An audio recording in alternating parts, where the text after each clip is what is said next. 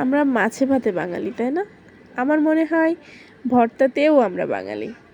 আমরা বাঙালি যারা আছি তারা মনে হয় না কেউ এমন আছে যে ভর্তা অপছন্দ করে।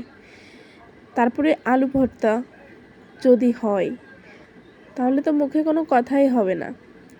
তারপরে গরম ভাতের সাথে ভর্তা দিয়ে মাছ ভাজি দিয়ে খেতে তো আমার খুবই ভালো লাগে। তোমাদের কার কার ভালো লাগে এটা কমেন্ট বক্সে কিন্তু কমেন্ট করে জানাতে একদমই ভুলো না। তোমরা তো আমার ভিডিওগুলো দেখো কিন্তু ফলো তো করো না। ফলো করতে কিন্তু ভুলবে না, অবশ্যই ফলো করে পাশে থাকবে এমন নতুন নতুন ভিডিও দেখার জন্য। তার জন্যই পেঁয়াজ মরিচগুলো সুন্দর করে কেটে রেখেছি, মাঝে হলুদ লবণ মাখিয়ে রেখেছি। রেখে এপাশে চলো আলুগুলো খোসা ছাড়িয়ে নিই।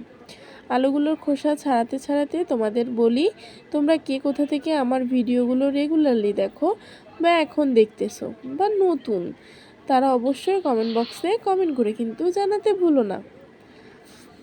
দেখো আমার এই পাশে আলুর খোসাগুলো ছাড়ানো হয়ে গেছে, আলু ম্যাশ করাও হয়ে গেছে। এখন আলু ভর্তাটা সুন্দর করে মাখিয়ে নেব। তার জন্য ফার্স্টে একটু লবণ দিয়ে দিলাম। লবণ দিয়ে তারপরে হচ্ছে ওই যে পেঁয়াজ মরিচটা আমি ভেজে রেখেছিলাম, তোমরা তো ভিডিওর ফার্স্টে দেখতেই পেয়েছো, ওইটাই দিয়ে দিলাম।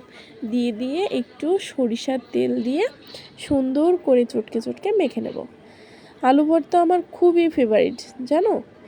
আলু ভর্তা হলে আমার আর কিছু লাগেই না, সাথে যে কোনো মাছ ভাজি বা ডিম ভাজি এর যে কোনো একটা হলেই আমি 3 বেলায় ভাত খেতে পারি। আর ভর্তা আমার এত ভালো লাগে যে ভর্তা দিয়ে যদি আমাকে 3 বেলায় ভাত দেওয়া হয় আমি কিন্তু চেটেপুটে খেয়ে নেব।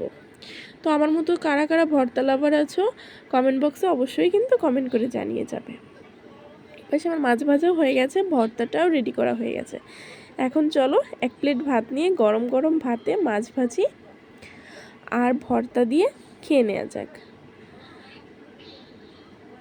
এত টেস্টি হয়েছিল, তোমরা কিন্তু এভাবে একবার বানিয়ে খেতে পারো। Tata and take care.